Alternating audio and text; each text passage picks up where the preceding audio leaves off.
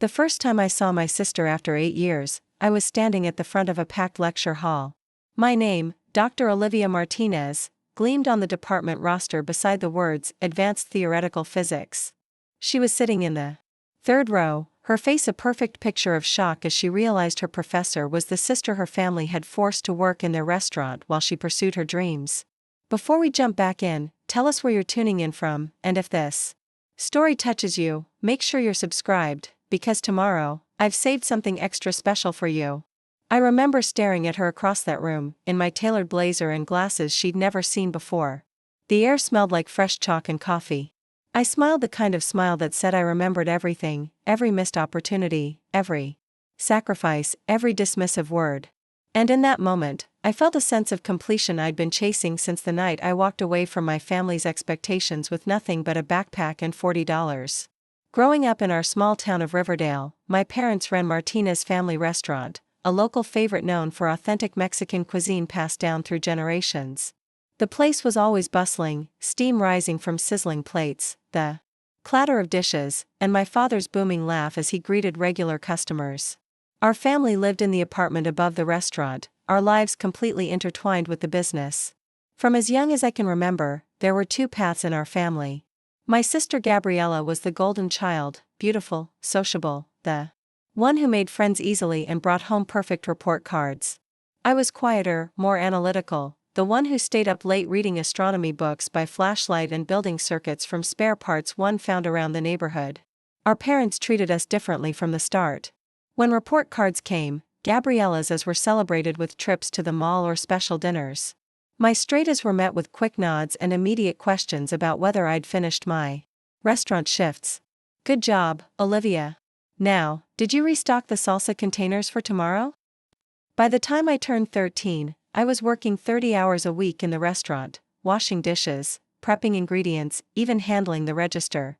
My sister worked too, but only for show, a couple hours on weekends when she'd chat with customers and take easy orders. The rest of her time was protected for studying, extracurriculars, and the social life my parents deemed essential for her future. Gabriella needs to focus on school, my mother would say, pressing a dish towel into my hands. She's going to be a doctor someday. You're more practical, Olivia. You understand the business. I didn't argue. I'd learned early that challenging the family dynamic only led to tense silences and extra shifts. So I worked. I worked through homework breaks, through weekends, through summers when my friends were at camp or the pool. I worked with hands that gradually grew calloused and strong, smelling perpetually of lime and cilantro no matter how many times I washed them. Despite everything, I excelled in school. Physics especially called to me, the elegant equations. That explained everything from falling apples to distant galaxies. My junior year, Mr. Davidson, my physics teacher, stopped me after class one day. Olivia, have you considered the summer physics program at State University? It's competitive, but with your grades and aptitude, I think you'd be a strong candidate. That night, I approached my parents cautiously. We were closing up, my father counting the register while my mother wiped down tables. I explained the program, how selective it was, how it could lead to scholarships. My father didn't look up from the cash drawer. Summer is our busiest season. We need everyone here. But Dad, this could help me get into a good college. Maybe. Even with a scholarship. My mother sighed, placing a hand on my shoulder. College is expensive, Olivia. We're saving for Gabriella's medical school. Be realistic. The restaurant is your future. It's a good, stable life. That night, I cried silently into my pillow, careful not to wake Gabriella in the bed across our shared room. The next morning, I put the program brochure in my desk drawer and reported for my morning shift before school, just like always. Senior year arrived with a flurry of college applications, for Gabriella. Our dining room table disappeared under brochures for prestigious universities, MCAT prep books, and application forms. My sister stressed over personal statements while I calculated food costs and managed inventory orders. One evening, Mr. Davidson cornered me in the hallway after school. Olivia, application deadlines are approaching. Have you submitted anywhere? I shook my head, explaining my family's expectations. His face darkened. That's not right. Your test scores are among the highest I've seen. You have a gift for physics that shouldn't be wasted. That afternoon, he handed me an envelope. Inside was an application for State University's physics program, already filled out, and information about their full-ride scholarship for first-generation science students. "They're looking for someone exactly like you," he said. "All you need to do is sign it. I'll mail it myself." I hesitated, thinking of my parents, the restaurant, the plans that had been made without my input. Preparing and narrating this story took us a lot of time, so if you are enjoying it, subscribe to our channel, it means a lot to us. Now back to the story. "Olivia," Mr. Davidson said gently, "sometimes we have to make difficult choices to honor our own potential." That night, I signed the application. 2 months later, a thick envelope arrived at school, my acceptance letter and a full scholarship offer. I kept it hidden in my locker, reading it between classes like a secret love letter. I didn't tell my family right away. I watched as Gabriella was accepted to 3 top universities, each celebration more elaborate than the last. My parents invited the whole extended family for a special dinner when she decided on Berkeley. My uncle toasted her future, my mother cried happy tears, and my father announced they'd be taking out a second mortgage on the restaurant to help with her tuition. "It's worth every penny," he said proudly.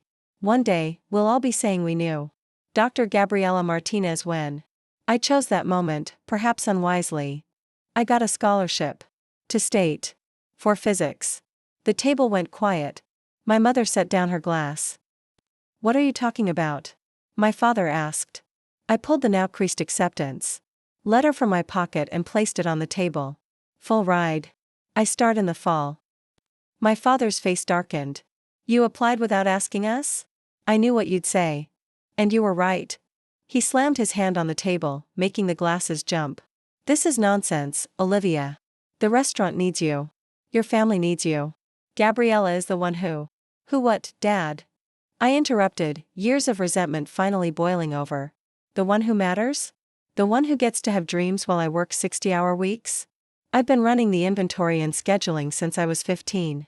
I've missed school events to cover shifts. I've done everything you've asked without complaining. Can't I have this one thing?" My mother reached for my hand, her voice soft but firm. "Olivia, be reasonable. We can't afford to lose you and pay for Gabriella's education. The timing isn't right." "The timing will never be right," I said, pulling my hand away.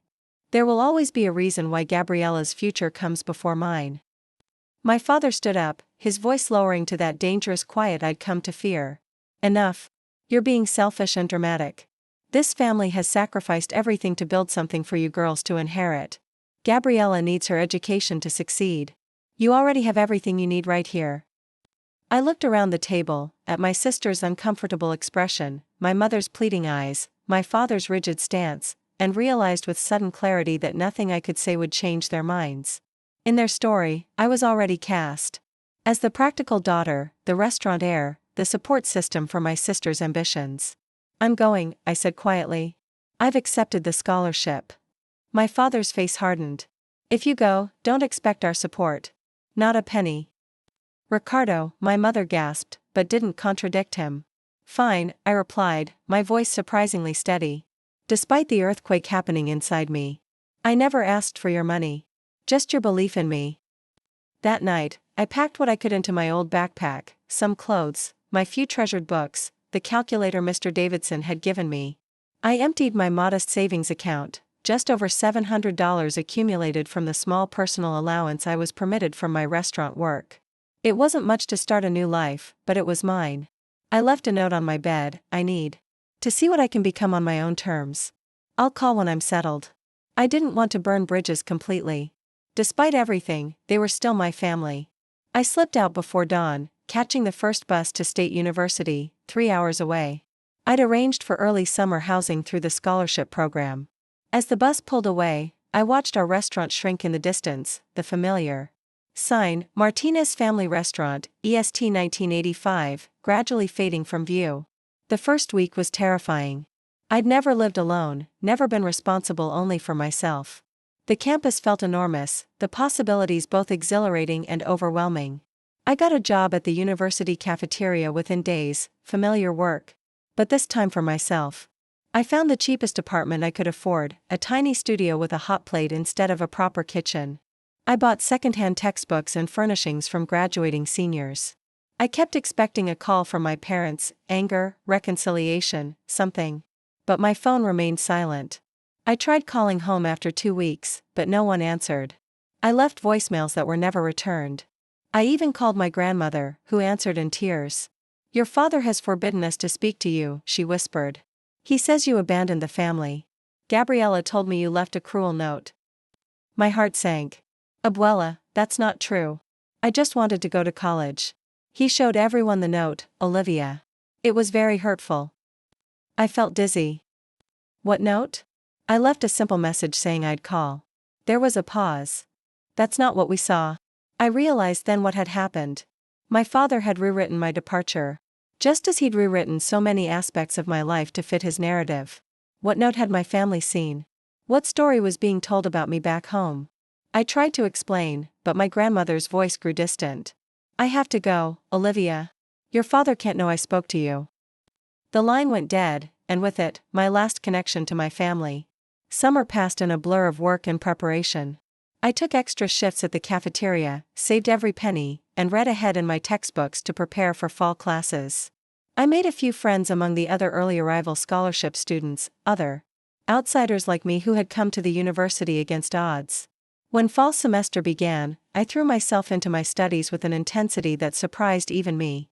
Physics wasn't just a subject I enjoyed, it became my salvation, a world where effort yielded predictable results, where my work was valued on its merits alone.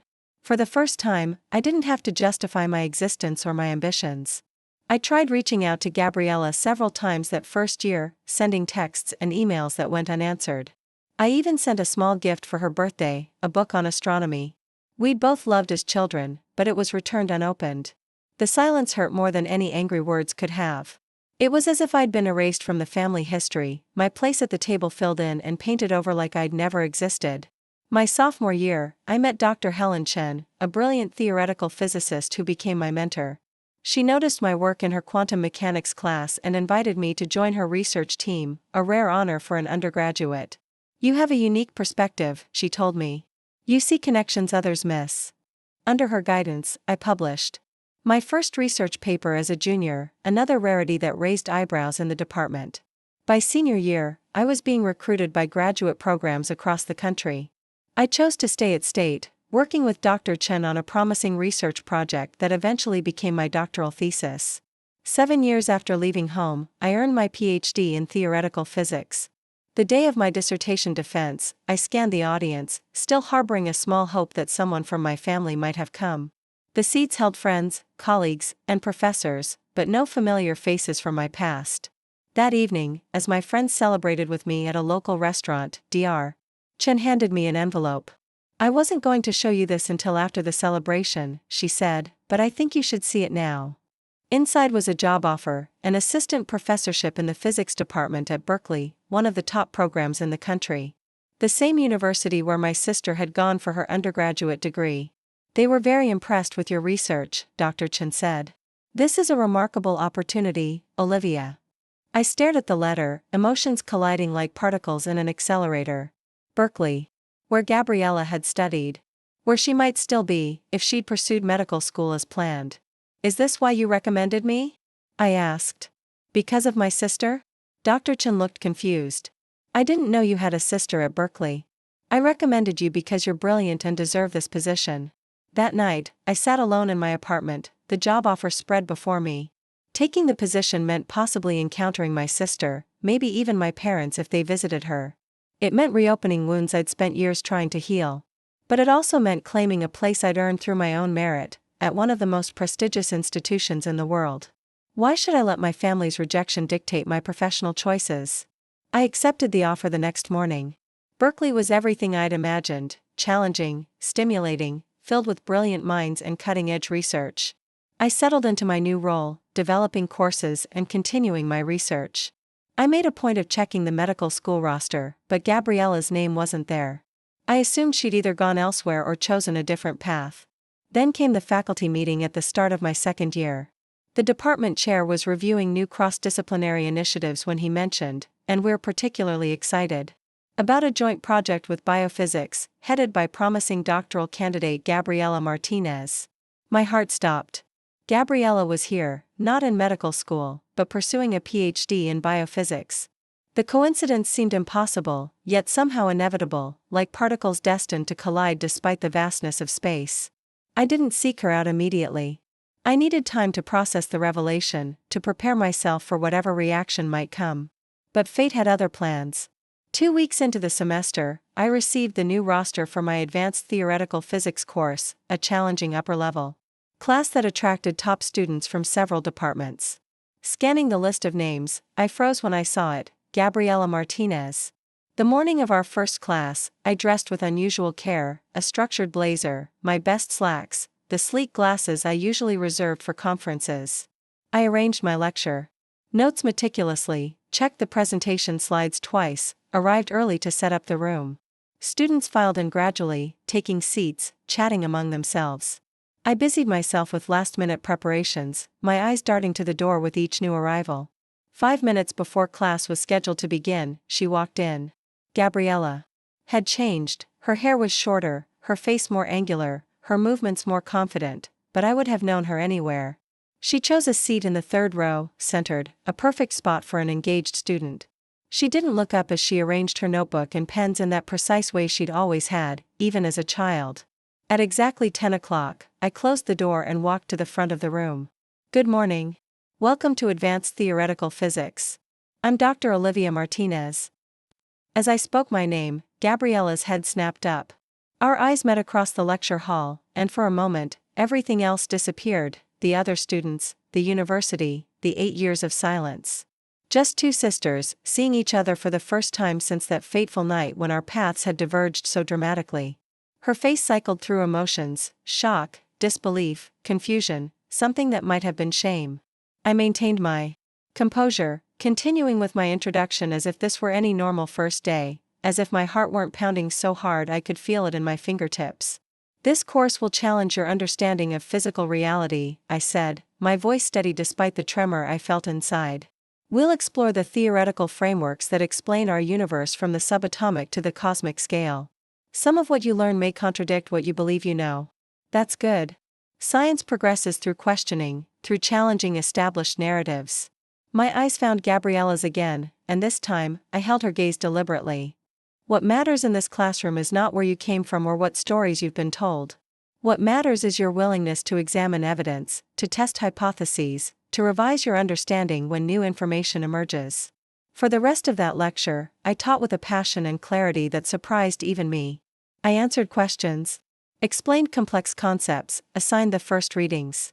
Throughout it all, Gabriella remained silent, her eyes never leaving me, her expression unreadable. When class ended, students gathered their things and filed out. Gabriella moved slowly, deliberately, clearly intending to stay behind. I busied myself with shutting down the computer, organizing my notes, giving her the space to approach in her own time. Finally, we were alone in the large room, the silence between us heavy with 8 years of unspoken words. Olivia, she said, her voice smaller than I remembered. I looked up, meeting her eyes. Hello, Gabriella. You're a professor. At Berkeley. She stated it like she was still trying to convince herself. Yes. I had no idea you were here. I set down my papers. I had no idea you were studying biophysics. I thought you were in medical school. She looked down. I changed my mind in my 3rd year. Medicine didn't feel right. Physics was always more interesting. A pause. Like you always said.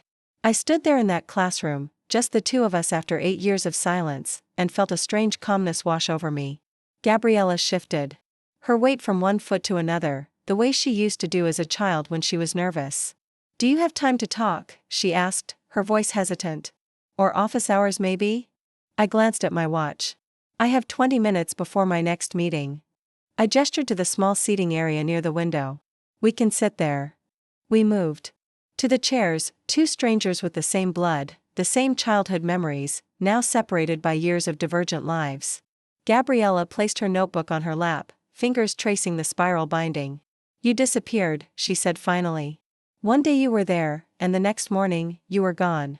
I raised an eyebrow. Is that what they told you? She looked confused. Dad showed everyone the note. You said you were tired of carrying the family, that we were holding you back, that we shouldn't try to find you. The revelation hit me like a physical blow. I never wrote that. My note said I needed to see what I could become on my own, and that I would call when I was settled. I paused, letting this sink in. Which I did. Many times. No one ever answered. Gabriella's eyes widened. That's not possible. Dad said he tried calling you for months. He said you changed your number. I've had the same number since I was 16, I replied quietly. The same number you used to text me goodnight every day, even when we were sleeping in the same room. Something shifted in her expression, doubt flowering where certainty had been planted. But why would he lie about that? Why did he always tell everyone I was better suited for the restaurant than for college? Why did he take out a second mortgage for your education but wouldn't even discuss mine? Why was your future always prioritized over mine? The questions weren't accusatory, just sad, tired facts I'd carried for too long. Gabriella looked down at her hands. I always thought it was because you were the stronger one. The one who could handle anything. Dad always said you were the rock of the family. I laughed, a short, hollow sound. Being called the strong one is often just an excuse to burden someone with more than their share. A heavy silence fell between us, weighted with revelations and unanswered questions. Finally, Gabriella spoke again, her voice barely above a whisper. I'm sorry, Olivia. I didn't know. I should have questioned things more. I should have tried harder to reach you. I wasn't ready to absolve her yet. The day I left, what did Dad tell you specifically? She closed her eyes, recalling. He woke me up early, looking upset. He said you'd left in the night, that you'd written an angry note saying you were tired of supporting everyone else's dreams while sacrificing your own. He showed me a note. I only glanced at it, but it looked like your handwriting. It wasn't what I wrote, I said firmly. My note was simple, not angry. I even said I'd call. After that, things at home changed, Gabriella continued.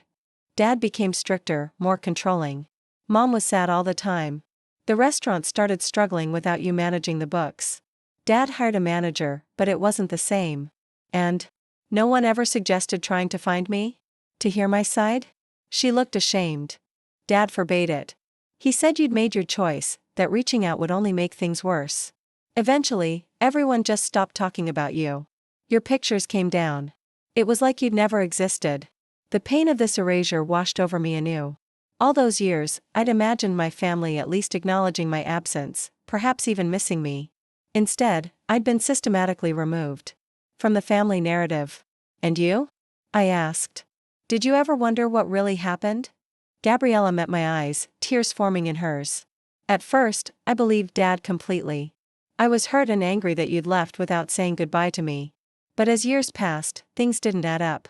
The sister who taught me to ride a bike, who helped me with science projects at midnight, who took extra shifts so I could go to prom, that person wouldn't just vanish without a real goodbye. She wiped a tear. Last year, I found your old physics notebook while helping Mom pack up my childhood bedroom. There was a quote you'd written inside the cover, "The universe is made of stories, not atoms." I realized I'd accepted the wrong story about you for too long. My phone alarm buzzed, our 20 minutes were up. I gathered my things, emotions churning beneath my composed exterior. I have to go to this meeting, I said, standing. But we should talk more. Are you free tomorrow afternoon? My office hours end at 4. Gabriella nodded quickly. Yes. I'll be there. As I walked to the door, she called after me, Olivia? I'm really proud of you. Dr. Martinez. It suits you. I turned back briefly. Thank you. But we have a lot more to discuss before we decide what suits either of us. The next day, Gabriella arrived at my office precisely at 4. I'd just finished with my last student consultation when she appeared in the doorway, hesitant but determined. She carried a small paper bag that emitted the familiar scent of my mother's homemade empanadas. Mom's recipe, she explained, setting the bag on my desk. I learned to make them in college. Never as good as hers, but close. I gestured to the chair opposite mine. My office was small but distinctly mine, bookshelves filled with physics texts and research journals, a whiteboard covered in equations, a few small potted succulents on the windowsill. No family photos, no personal mementos. I'd built my life without anchors to my past. I've been thinking about our conversation, Gabriella began, and doing some investigating of my own. She pulled out her phone, scrolling to find something. I called Abuela yesterday. She told me she spoke to you once, right after you left. I nodded. She said Dad had shown everyone a hurtful note from me. I asked her to describe the note in detail. What she described doesn't match what Dad showed me. Gabriella set her phone down. And then I asked Mom directly about the day you left. She got very quiet, then said I should talk to Dad about it. When I pressed her, she started crying and said sometimes families make mistakes they can't undo. I absorbed this information, feeling a complex mix of vindication and renewed grief. So you believe me now? I believe Dad lied about the note. I believe he prevented the family from contacting you. What I don't understand is why. Why go to such lengths to cut you off completely? I leaned back in my chair, considering the question I'd asked myself countless times over the years. Control. Dad built his identity around the restaurant, around the legacy he was creating. I was essential to that plan, the practical daughter who would take over the business while you pursued the prestigious career that would bring the family status. When I chose a different path, it threatened everything, not just the practical aspects of running the restaurant, but his entire vision for our family. It was easier to paint me as the villain who abandoned everyone than to acknowledge he'd been unfair, that he'd consistently sacrificed my future for yours. Gabriella winced at the bluntness of my words. I never saw it that way. I thought. She stopped, reconsidering. No, that's not true. I saw the inequality. I benefited from it. I just didn't question it because it made my life easier. Her honesty surprised me. At least you can admit that now. What I still don't understand is why you never came back, never confronted him. The Olivia I knew wasn't afraid of anything. I almost laughed. I was afraid of plenty. I was just good at hiding it. I picked up a pen from my desk, turning it between my fingers. After the first few months of unanswered calls and messages, I realized coming back would only bring more pain. I decided to focus on building my own life instead. And you did, Gabriella said, glancing around my office.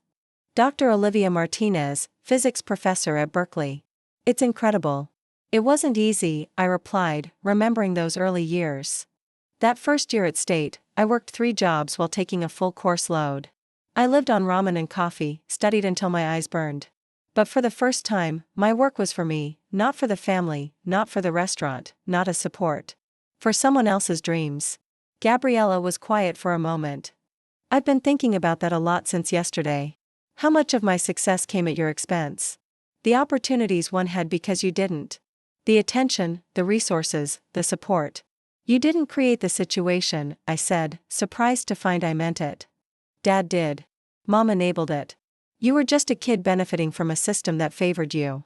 But I'm not a kid anymore, she replied firmly. And neither are you. We're adults who get to decide what our relationship looks like now, regardless of the past.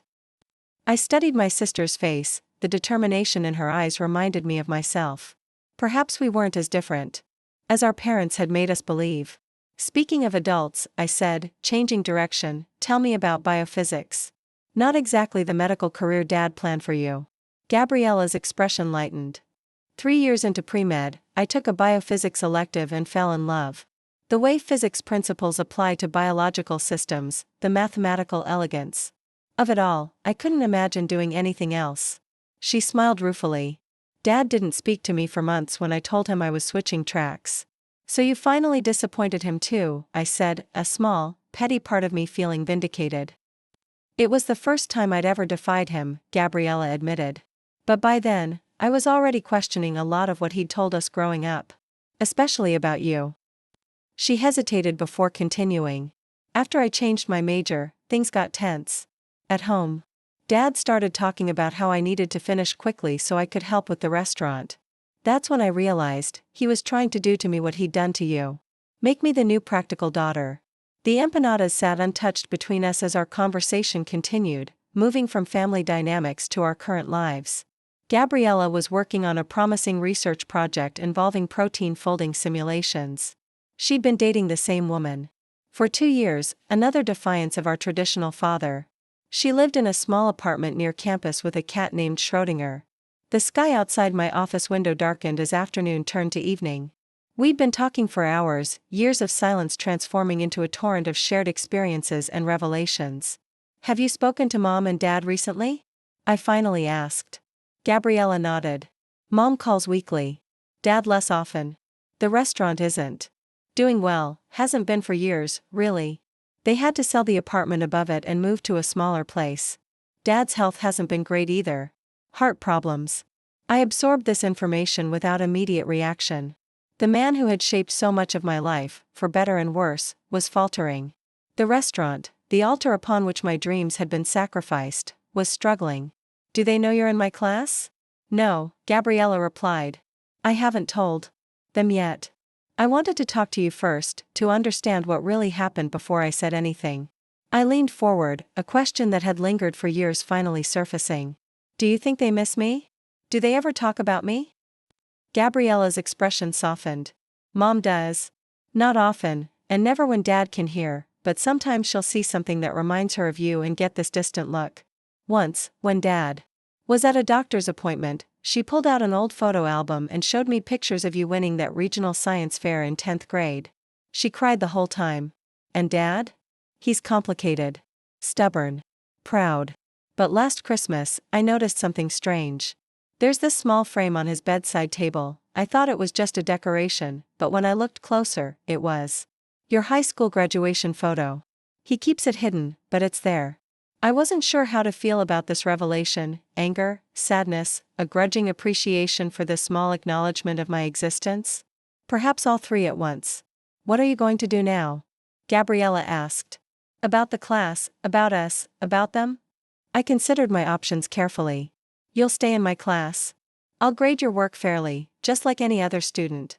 As for us, I paused, the weight of possibility hanging between us. I think we start here, with honesty. We see where it goes. And Mom and Dad? I sighed. That's more complicated. 8 years is a long time. The lies, the erasure, I'm not sure I'm ready to forgive that yet. But I'm open to hearing the truth from them, if they're willing to tell it. Gabriella nodded, understanding. Would it be okay if I told them about finding you? Not right away, but soon? On one condition, I said. No manipulated story this time. The truth, all of it. How you found me, what we discussed, what really happened 8 years ago. I promise, she replied solemnly. As our long conversation drew to a close, Gabriella stood to leave, then hesitated. There's one more thing I should tell you. The semester before I switched to biophysics, I found your old physics textbooks in the attic at home. Your notes in the margins helped me understand concepts I was struggling with. In a way, you were teaching me even when you weren't there.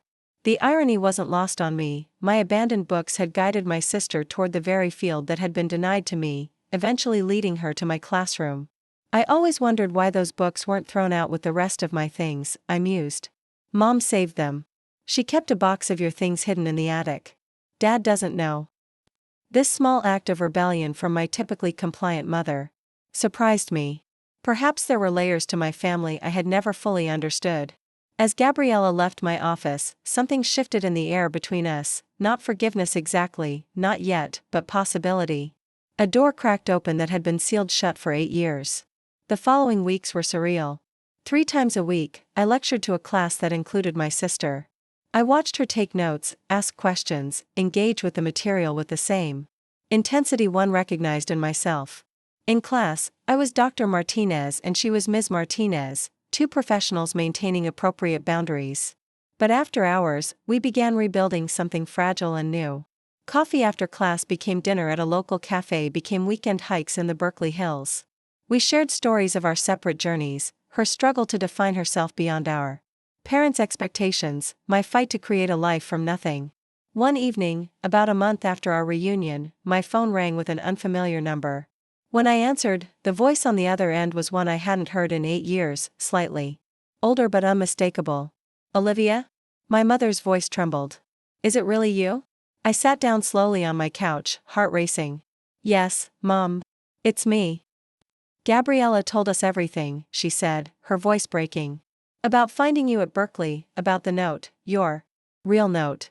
Oh, Olivia, I'm so sorry. I should have known. I should have questioned what your father told us. Tears burned behind my eyes, but I kept my voice steady. Yes, you should have. Can we talk? Please? There's so much I need to tell you, to explain. I'm not ready for that yet, I interrupted gently. This call is already more than I expected today. I need time. There was a pause, a soft intake of breath. I understand. But Olivia, I want you to know something. Not a day has passed that I haven't thought of you, missed you, regretted not fighting harder to find you. Where's Dad? I asked, changing the subject. He doesn't know I'm calling. She hesitated. He's not. Well, Olivia. His heart condition has worsened. The doctors say he needs surgery, but he's been refusing it. I absorbed this information, uncertain how to feel. The man who had shaped my life through both presence and absence was facing his own mortality. Tell him I'm alive and well, I said finally. Tell him I'm a professor now. Tell him the truth, Mom. All of it. I will, she promised. And Olivia? I'm so proud of you. So very proud. After we hung up, I sat in the growing darkness of my apartment, memories washing over me like waves, the good and the bad, the love and the hurt, the family that had both formed and forsaken me. I thought about resilience, about how sometimes the greatest act of self-love is to continue becoming yourself despite those who would limit you to their vision. I thought about forgiveness, not as an eraser for past wrongs but as a possible path forward. The next morning, I entered my classroom with a new lecture prepared, one on the physics of interconnectedness, on quantum entanglement and particles that remain connected even when separated by vast distances. As students filed in, I caught Gabriella's eye and saw in her small smile a reflection of possibility. We were entangled, my sister and I, by forces stronger than distance or time or misunderstanding. And now, against all odds, our paths had converged again in this unlikely place, she as my student, I as her professor, both of us finally authoring our own stories. The day my father called was an ordinary Tuesday. I was reviewing student papers. In my office, red pen in hand, when my phone lit up with an unfamiliar number. For a moment, I considered letting it go to voicemail. Tuesday afternoons were my dedicated grading time, and I guarded them fiercely. But something made me reach for the phone. Dr. Martinez speaking, I answered, professional tone firmly in place. There was silence on the other end, then a throat clearing. Then the voice that had shaped my childhood, deeper now, more weathered, but unmistakable. Olivia. Just my name, spoken like a complete sentence. My hand tightened around the pen. Until my knuckles went white. Dad. More silence stretched between us, heavy with 8 years of unspoken words. Finally, he spoke again. Your mother says you're a professor now. Not an apology, not a declaration of missing me. Just a statement of fact, typical of the man who had raised me to value practicality over emotion. Yes. Theoretical physics at Berkeley. Berkeley, he repeated, a note of something like pride slipping into his voice before he caught himself. Your sister's school. She's my student now, I said, allowing myself a small satisfaction in sharing this twist of fate. She's quite talented. Another silence, longer this time. I could almost see him sitting at the kitchen table, phone pressed to his ear, struggling with words that didn't come easily to him. Your mother says I should tell you about my heart, he finally said. She mentioned you need surgery.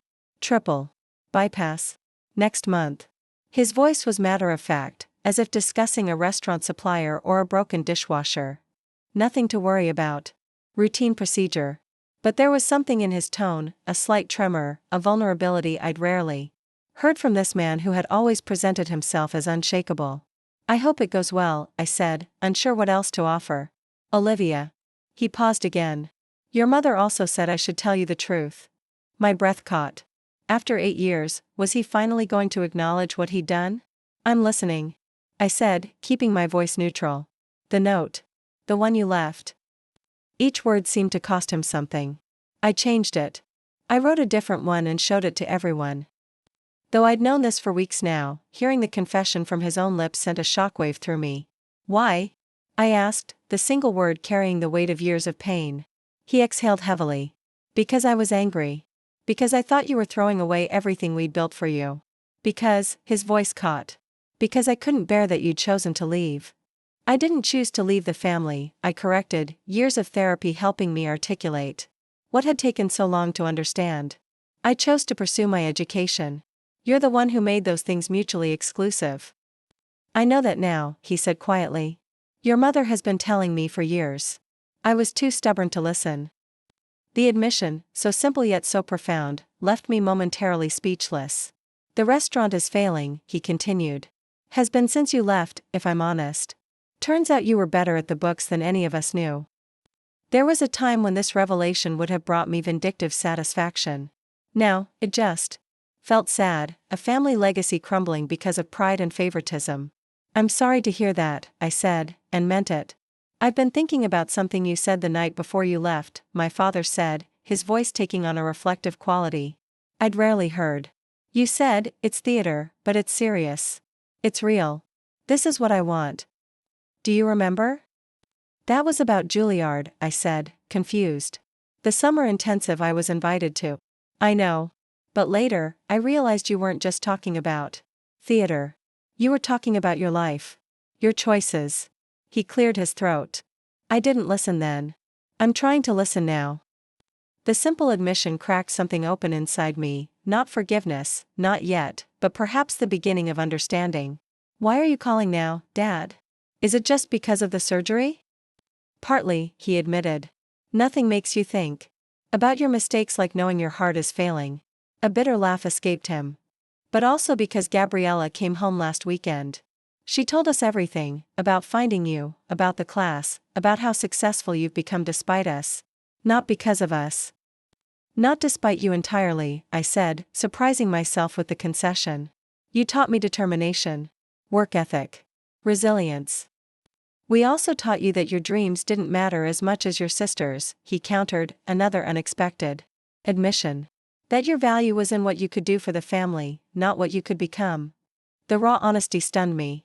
This was not the father I remembered, the unmovable force, the unquestionable authority. This was a man facing his mortality and the consequences of his choices. The doctors say the surgery has good odds, he continued. But no guarantees. I didn't want to, he stopped, then pushed through. I didn't want to go into it with this between us. With you thinking I didn't regret what I did. I closed my eyes, countless emotions cycling through me. I appreciate that, Dad. I do. Your mother wants to come see you. Before the surgery. I told her to call you, to see if that's something you'd be open to. I thought about it, about seeing my mother after all these years. The woman who had stood by silently. While my future was sacrificed, who had kept a box of my belongings hidden in the attic but never fought for me to stay. I think I'd like that, I said finally. Just her, for now. I understand, he replied, and I believed he did. Olivia, there's one more thing. The restaurant, we're selling it. The building at least. A developer wants the location. The news should have felt like the closing of a chapter, but instead, it opened an unexpected door in my mind. What will you do? That's actually why he hesitated. Your mother and I, we're moving closer to Berkeley. We found a small place. In Oakland. More affordable, and close enough to see Gabriella regularly. And maybe, if you were ever willing, let's not get ahead of ourselves, I interrupted gently. One step at a time. Of course, he agreed quickly. One step at a time. As we said our goodbyes, I felt something shift inside me, not forgiveness. Exactly, but perhaps the first loosening of a knot that had been tightly bound for 8 years. My father had acknowledged his wrongs, not with grand gestures or elaborate excuses, but with simple truth. It was more than I had ever expected. Later that week, Gabriella and I met for coffee at a small cafe near campus. It had become our weekly ritual, a neutral space to continue rebuilding our relationship, separate from the professional dynamics of the classroom. Dad called me, I told her, stirring my latte absently. She looked up sharply. He didn't tell me he was going to do that. Was it okay? It was surprising, I admitted. He actually apologized, in his way. Said he regretted what he did. The surgery has changed him, Gabriella said. Made him face things he's been avoiding for years. When I confronted him about the note, about all of it, he didn't argue or get defensive like I expected. He just looked defeated. He mentioned you were there when he called. She nodded. Mom and I have been tag-teaming him. Making him face the truth about what happened with you.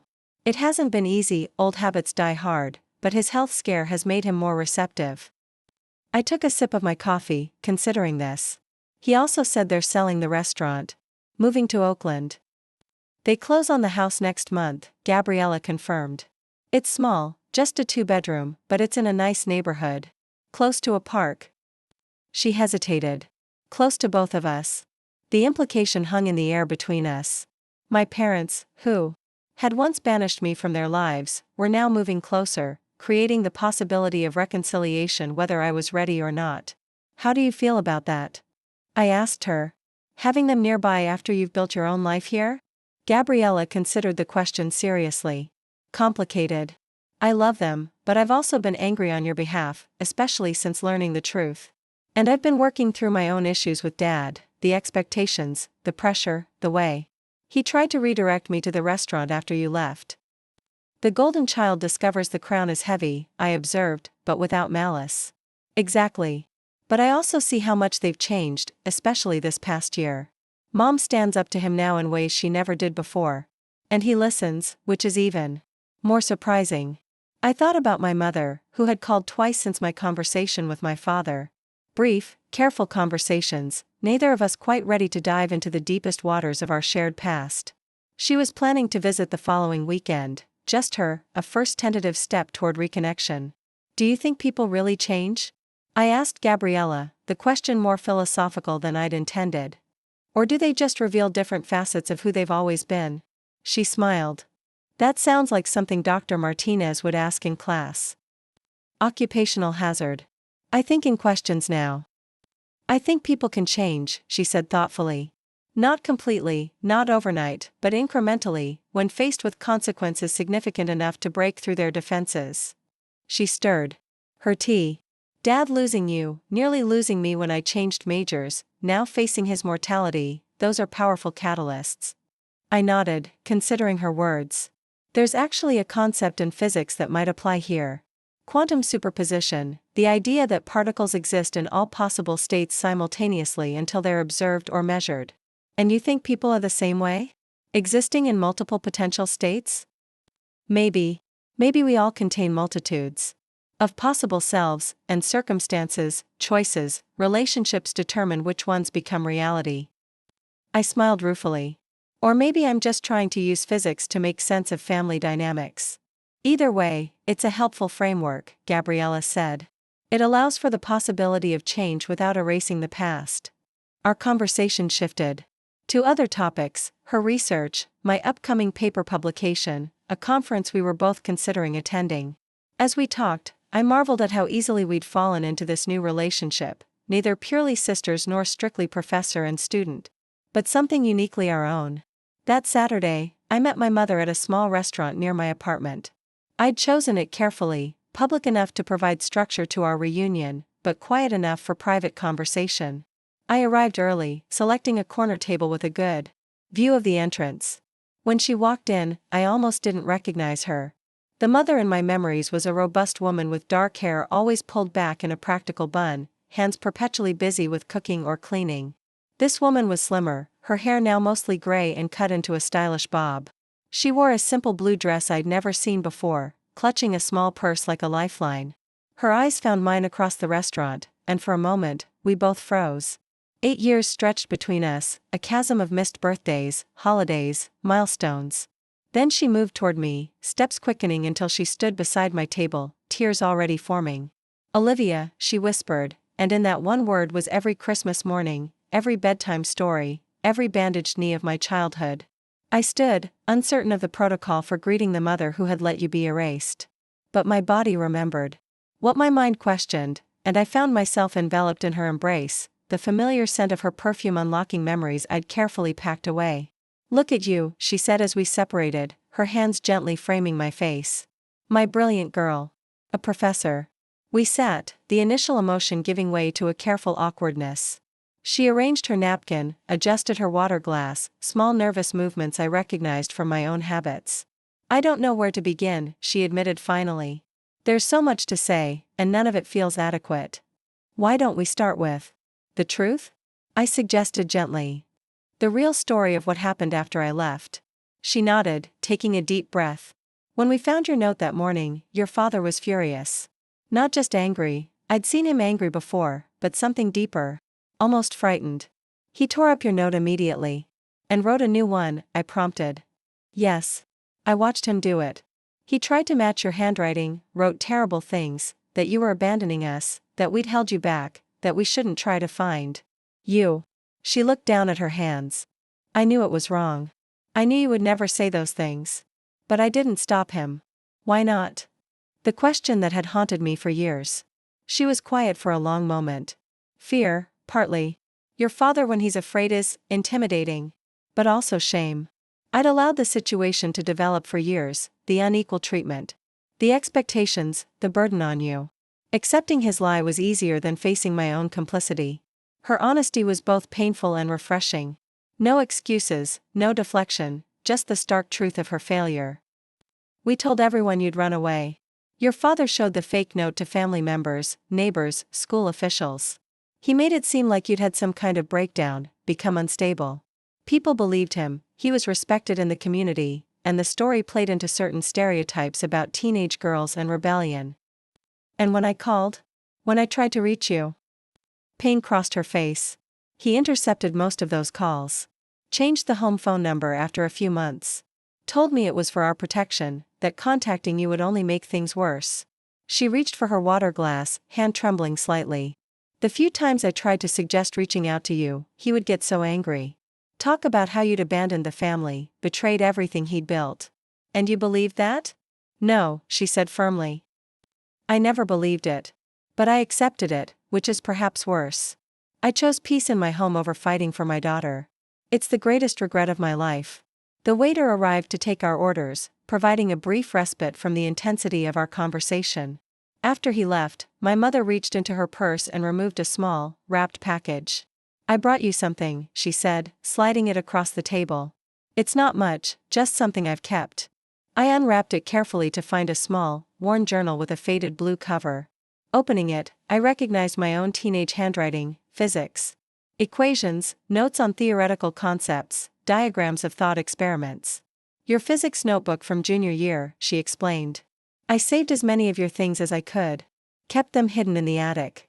I used to take them out sometimes when your father wasn't home, just to feel close to you. I ran my fingers over a page where I'd worked through a particularly challenging problem, the memory of that moment washing over me, sitting at my desk late at night, the house quiet except for the sound of my pencil, the satisfaction when the solution finally revealed itself. Thank you for saving this, I said, genuine gratitude breaking through the complicated emotions. It means a lot. I should have saved you, not just your things, she replied, voice breaking. I should have fought for you, Olivia. I failed. You as a mother. The raw honesty of her self-assessment disarmed me. I'd spent years imagining this conversation, constructing elaborate speeches about her betrayal. But faced with her unvarnished acknowledgement, those prepared words felt unnecessary. You did fail me, I agreed quietly. But you're here now. That's something. She nodded, wiping away tears. Your father's surgery is in 2 weeks. The doctors are optimistic, but he's been making preparations, just in case. Getting his affairs in order, they call it. That sounds prudent, I said, unsure what she was getting at. Part of that process has been writing letters. To me, to Gabriella, to old friends. She met my ice. And to you. He's been working on yours for days. I've never seen him struggle so much with anything. The image was difficult to reconcile with the father I remembered, confident, decisive, unyielding. What does he say in this letter? I don't know. The details. He keeps rewriting it. But I know it contains something he should have told you years ago. She hesitated. Your scholarship to Juilliard? The theater program you wanted to attend? What about it? They called the house, about a week after you left. Said you hadn't checked in for the program, wanted to know if everything was okay. Her eyes filled with fresh tears. Your father told them you'd chosen a different path, thanked them for their interest, and hung up. The revelation hit me like a physical blow. He knew I could have gone? That the opportunity was still there? She nodded miserably. He intercepted the call. Never told anyone. By the time I found out, months later, it was too late. I sat back, processing this new betrayal. Not just erasing me after I left, but actively cutting off my chosen path, ensuring I couldn't pursue the opportunity I'd sacrificed so much for. Why are you telling me this now? Because you deserve the truth. All of it. And because despite everything, he is still your father, and he's facing a surgery he might not survive. She reached for my hand across the table. I'm not asking you to forgive him, Olivia. I'm not even asking you to see him. I'm just letting you know that he's finally facing what he did, and it's breaking him apart in ways I never thought possible. I withdrew my hand gently. I need time to process this. Of course, she said quickly. Take all the time you need. I'm just grateful you agreed to see me today. As our meal continued, we navigated safer topics, my research, her new hobby of watercolor painting, Gabriella's progress in her studies. There were moments of connection, brief glimpses of the relationship we might have had if things had been different.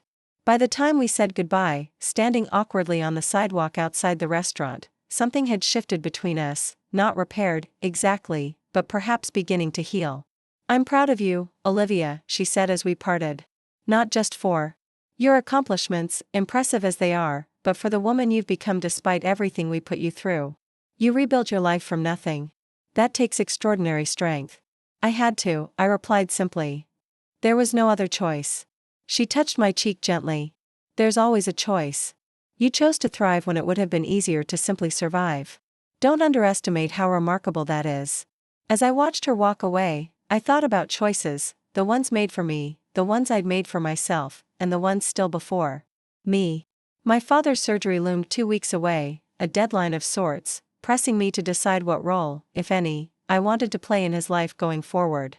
Back in my apartment, I opened the physics notebook my mother had returned to me.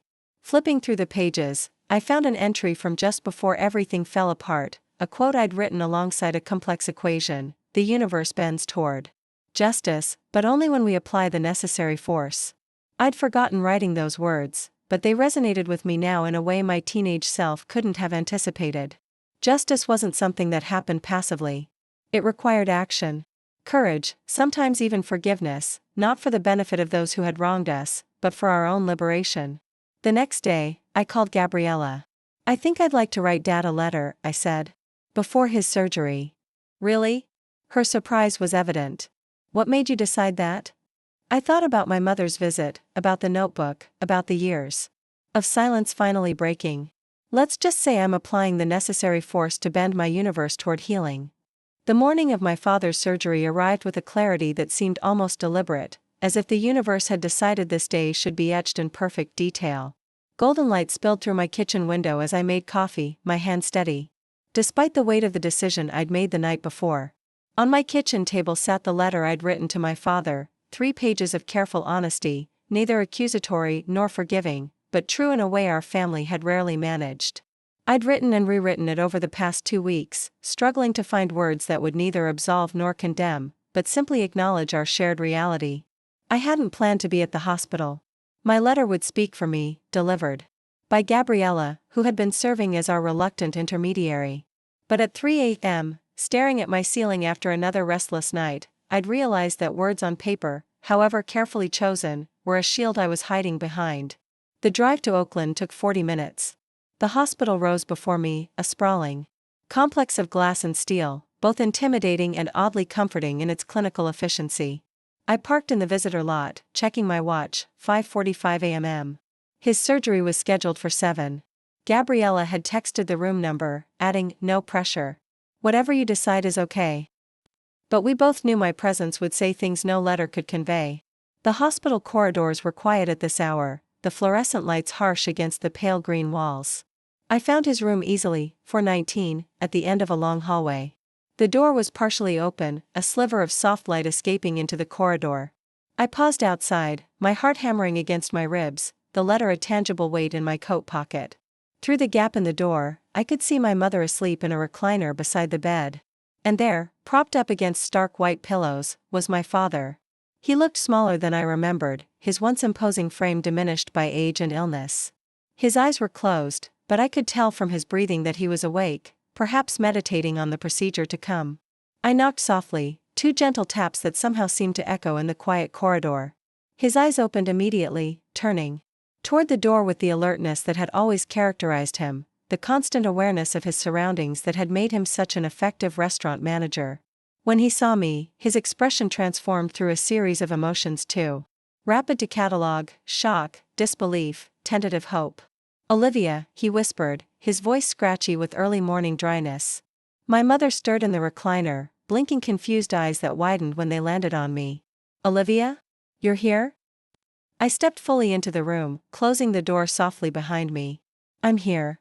The three of us regarded each other across a gulf of 8 years, none of us quite certain how to navigate this unexpected reunion. My father's eyes never left my face, as if memorizing this new version of the daughter he'd lost, no longer the teenager who had defied him, but a woman in her own right, standing straight-backed in tailored slacks and a crisp blouse, the professor's identity I'd claimed for myself. We didn't expect, my mother began, but my father cut her off with a gentle hand motion. Thank you for coming, he said simply, his voice stronger now. It means more than I can say. I approached the bed cautiously, stopping at its foot. I wrote you a letter, I said, reaching into my pocket. But then I realized some things need to be said in person. He nodded, eyes glistening with what might have been tears. I wrote you one too. My mother stood quietly. I'll give you two some privacy, she offered, but I shook my head. Please stay. We're all part of this story. She settled back into the recliner, tension visible in the set of her shoulders. My father adjusted his position slightly, wincing with the effort. Your heart, I said, nodding toward his chest. Turns out it wasn't as strong as I thought, he replied, a hint of his old wry humor breaking through. The doctors say the prognosis is good, my mother added. 90% success rate for this procedure. I nodded, acknowledging the information without letting it distract from why I'd come.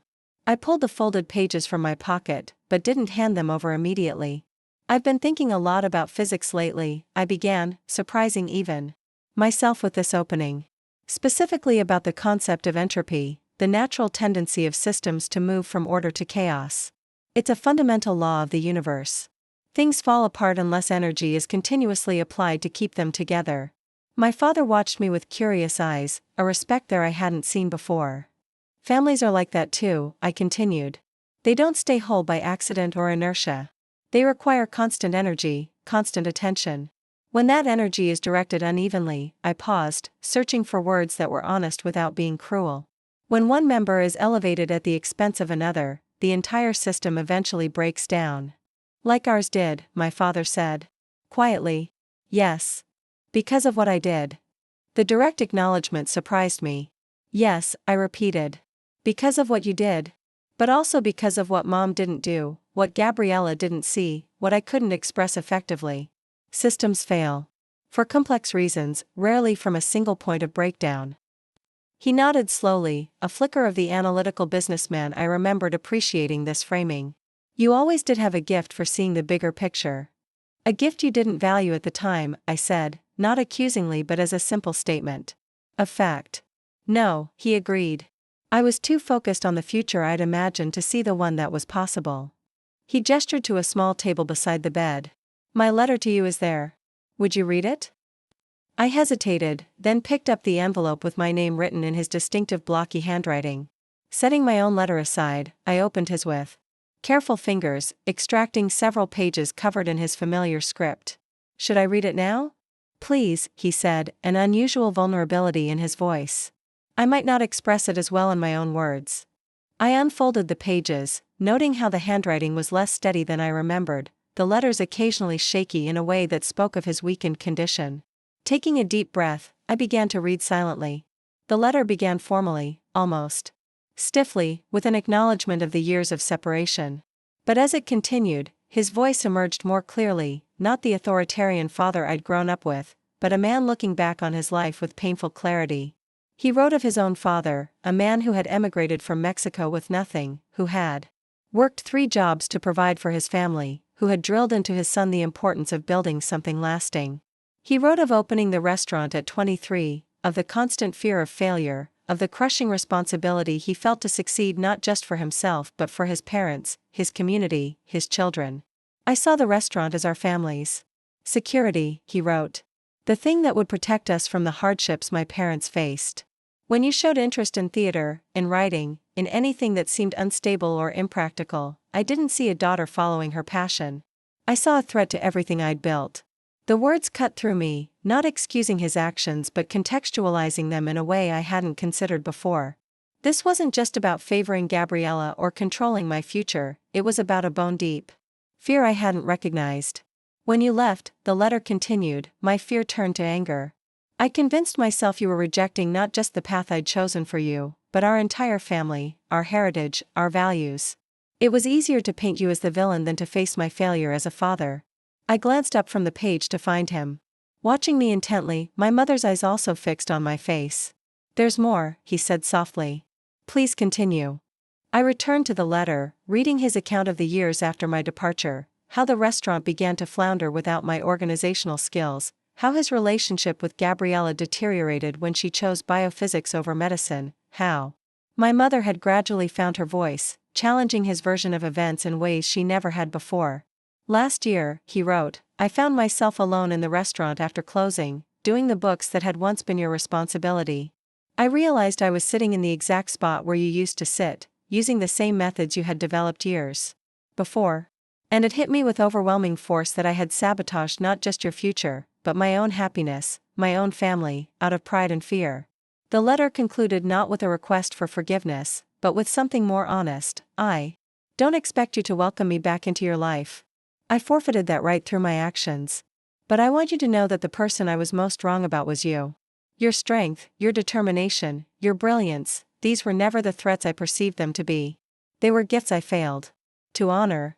Whatever happens in my surgery tomorrow, I needed you to know that I recognize now what I could not see then. You were always extraordinary, Olivia, not despite your dreams but because of them." I finished reading, the pages trembling slightly in my hands. The words had struck deeper than I'd anticipated, excavating feelings I'd thought long buried. "I don't know what to say," I admitted, refolding the letter carefully. "You don't need to say anything," my father replied. "I didn't write it expecting a response. I wrote it because it's true, and you deserve to hear it at least once from me." My mother wiped tears from her cheeks, reaching out to take my father's hand. "Ricardo has been working on that letter for weeks," she said. "Rewriting it, starting over, trying to find the right words." I nodded, understanding the struggle all too well. "My letter to you isn't so different," I said, picking up my own folded pages from where I'd set them. "Not in the specifics, but in the intent. To speak truth without expectation. Will you read it to me?" my father asked. "I'd like to hear it in your voice." The request touched something in me, a recognition that some words need to be not just written or read, but spoken and heard, witnessed in real time. I opened my letter, clearing my throat softly. "Dear Dad," I began, my voice steadier than I'd expected. "I'm writing this letter on the eve of your heart surgery, thinking about the ironies of life, how the organ that has given you physical life is now vulnerable, while the metaphorical heart of our family has been broken for years." I continued. Through my carefully crafted paragraphs, articulating the pain of being erased from the family narrative, the struggle to build a life without support, the anger that had eventually transformed into determination. I spoke of my achievements not to boast, but to reclaim them as my own, the community college classes I'd excelled in while working double shifts, the scholarships I'd earned, the research that had gained recognition in my field. "I won't pretend the path was easy," I read, "or that I didn't carry the weight of your rejection through every step. There were nights I cried myself to sleep, days I questioned every choice, moments I nearly gave up. But something in me refused to be defined by what was taken from me. Instead, I chose to be measured by what I could build from the ruins." My father listened with complete attention, his eyes never leaving my face. I could see the impact of my words in the tightening of his jaw, the slight tremor in his hands. "I'm not writing to ask why you did what you did," I continued. "I think I understand now, the fear that drove you, the rigid vision of success you couldn't see beyond. I'm writing to tell you that despite everything, I built a good life. A life with meaning and purpose. A life that honors the best parts of what you taught me, perseverance, excellence, dedication, while rejecting the limitations you tried to impose." I paused, gathering myself for the final paragraphs, the ones that had been hardest to write. "I don't know what happens next for us. I don't know if there's a place in my life for the father who rewrote my story to suit his narrative. But I do know this, I am not defined by your rejection any more than I would have been defined by your approval.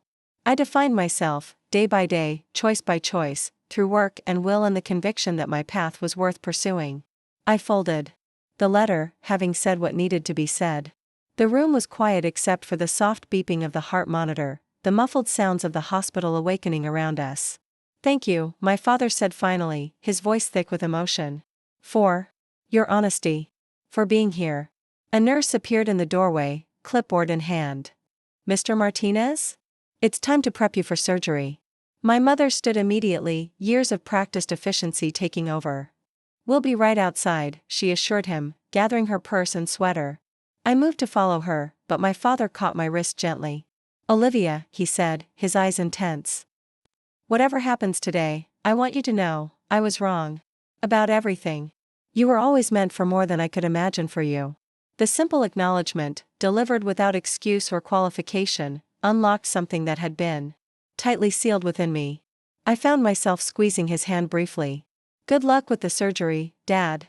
The waiting room was a study in contained anxiety, my mother alternating between pacing and sitting rigidly in uncomfortable chairs, Gabriella arriving with coffee and breakfast sandwiches none of us could eat, me standing by the window watching the hospital parking lot fill as the morning progressed. "What made you decide to come?" Gabriella asked during a rare moment when our mother had stepped away to speak with a nurse. I considered the question carefully. I realized I was waiting for something that might never come, some perfect resolution, some complete understanding. But life doesn't work that way. Sometimes you have to step into the messy middle and see what's possible from there. She nodded, understanding in her eyes. "That's braver than holding on to righteous anger." "Is it?" "Sometimes it feels more like pragmatism than courage. Life is too short to stay frozen in old pain." "Either way," she said, "I'm glad you're here. Not just for him, but for you. For all of us."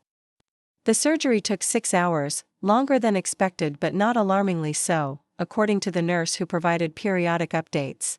When the surgeon finally appeared in the waiting room doorway, all three of us stood simultaneously, a family united at least in this moment of concern. "The surgery was successful," he announced without preamble. "We encountered more blockage than the scans indicated, but we were able to address everything. He's in recovery now and doing well." The relief that flooded through me was unexpected in its intensity. I hadn't realized how much I'd been bracing for a different outcome, how much I'd feared that our fragile new beginning might be cut short before it had truly started. My mother collapsed back into her chair, tears flowing freely. Gabriella put an arm around her shoulders, her own relief evident in the loosening of her posture. I stood slightly apart, processing my complicated emotions, gratitude for the successful procedure, uncertainty about what came next, a strange lightness that felt almost like hope. "When can we see him?" my mother asked, wiping her eyes with a tissue Gabriella had pressed into her hand. "He'll be in recovery for another hour or so, then move to the ICU for observation. You can visit briefly this evening, one at a time."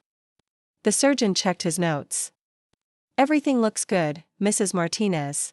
Your husband is a fighter." After he left, my mother turned to me. "Will you stay? Until we can see him?" The question contained so many layers, not just about the next few hours, but about the days and weeks to come, about my willingness to remain engaged in this tentative family reconciliation. "I'll stay," I said simply. "I have a late class tomorrow, but I'm free until then."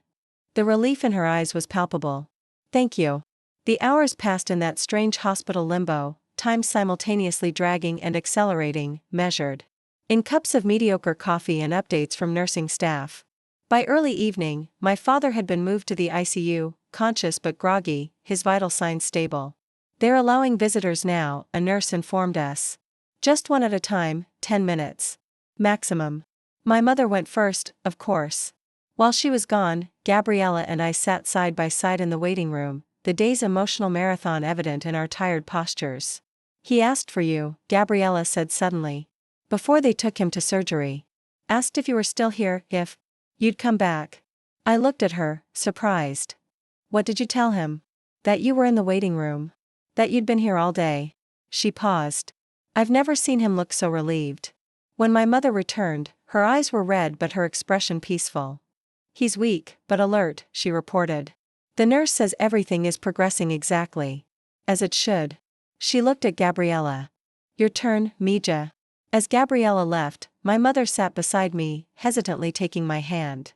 "I never properly thanked you," she said softly, "for coming today. I know it couldn't have been easy." "It wasn't," I admitted. "But it was necessary. When your father wakes up fully from the anesthesia, seeing you will mean everything to him." I squeezed her hand gently. "I'm not here to validate him, Mom. I'm here because holding on to anger was hurting me more than it was hurting him. This is for my healing as much as his. She nodded, wisdom in her tired eyes. The best reconciliations always are.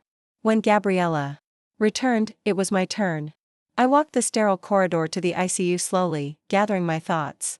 The nurse showed me to my father's bed, curtained off for privacy in the large, machine-filled room. He looked fragile lying there, connected to monitors and 4 lines, his usually commanding presence diminished by the clinical setting.